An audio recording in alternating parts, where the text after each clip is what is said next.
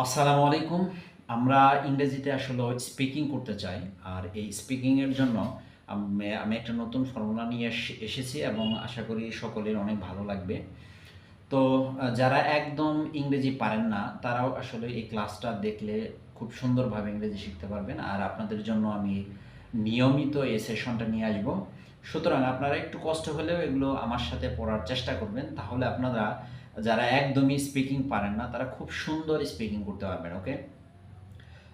আজকের ক্লাসটি দেখার জন্য সবাইকে আমন্ত্রণ জানাচ্ছি। ওকে, আমরা শুরু করব যে আমরা আসলে হোয়াট দিয়ে কীরকম কোশ্চেন করতে পারি। ওকে, এখানে আমি লিখেছি ইংলিশ যে সেন্টেন্সগুলো এখানে, এবং এই পাশের বাংলা, এবং এখানে দেওয়া আছে এক্সাম্পল অ্যান্সার। ওকে, চলুন শুরু করা যাক। আমরা দেখব যে হোয়াট ইজ দিস, এটা কি। ওকে, হোয়াট ইজ দিস, এটা কি। এটার অ্যান্সার হচ্ছে দিস ইজ আ ফুটবল। ওকে, আমরা যে কাউকে কোশ্চেন করতে পারি হোয়াট ইজ দিস, এটা কি। এটা অ্যান্সার হবে দিস ইজ আ ফুটবল। আমরা এটা শেখার চেষ্টা করব, বারবার বলার চেষ্টা করব। ওকে, হোয়াট ইজ দ্যাট, যদি দ্যাট থাকে ওটা কি, দিস থাকলে এটা, অ্যান্ড দ্যাট থাকলে ওটা। ওকে, আমরা বলি না ওটা কি, দ্যাট ইজ আ ফ্লাওয়ার, ওইটা হচ্ছে একটা ফুল। Okay, what is your name, তোমার নাম কি। Okay, what is your name, তোমার নাম কি। My name is Tanvir, my name is Rahim, my name is Karim, whatever you can say. Okay, what is your age, তোমার বয়স কত।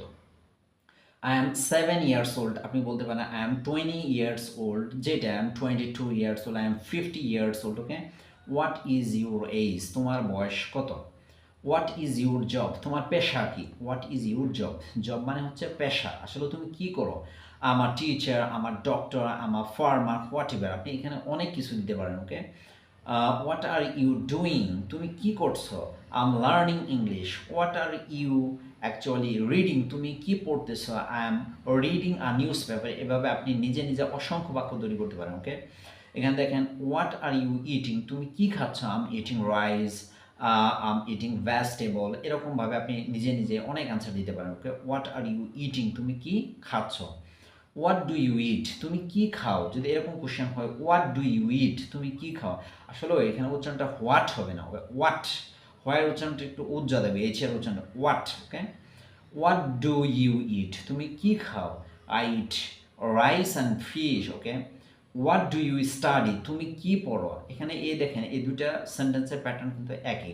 What do you eat, what do you study, what do you read, এরকমভাবে আপনি নিজে নিজে অসংখ্য বাক্য তৈরি করতে পারবেন। Okay, what do you study, তুমি কি পড়ো। আই স্টাডি ইংলিশ, আমি ইংরেজি পড়ি। Okay, what did you eat, তুমি কি খেয়েছিলে। এখানে যখন যেহেতু এখানে ডিড আসছে, তাহলে আমরা এটাকে অতীত নির্দেশক কোনো কিছু বোঝাবো, অর্থাৎ ডিড দ্বারা অতীত কালকে বোঝানো হয়। তুমি কি খেয়েছিলে, এটা হবে আই অ্যাট রাইস, আমি ভাত খেয়েছিলাম।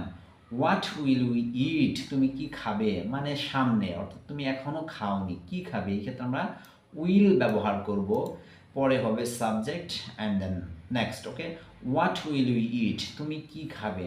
আই উইল ইট রাইস, আমি ভাত খাবো। তো এই যে একটা প্যাটার্ন, এই প্যাটার্ন অনুযায়ী আপনারা নিজেরা বারবার পড়ার চেষ্টা করবেন, এবং বারবার এই ভিডিওটা দেখবেন এবং অন্যকে রেফার করবেন। ঠিক আছে, আমাকে কমেন্টে জানাবেন যে এরকম সিস্টেমে পড়লে আপনাদের ডেভেলপমেন্ট হয় কি না। এবং এগুলো যখন বারবার পড়বেন এবং বারবার নিজেকে কোশ্চেন করবেন, এরকম যে হোয়াট ইজ দিস, এটা কি, এটার উত্তর আপনি নিজে দেওয়ার চেষ্টা করবেন। This is a football, this is a book. Okay, this is a table, what ever, এরকম অসংখ্য। হোয়াট ইজ দ্যাট, ওইটা কি, এরকমভাবে আপনি অনায়াসে অসংখ্য বাক্য তৈরি করতে পারবেন। So thanks for watching me.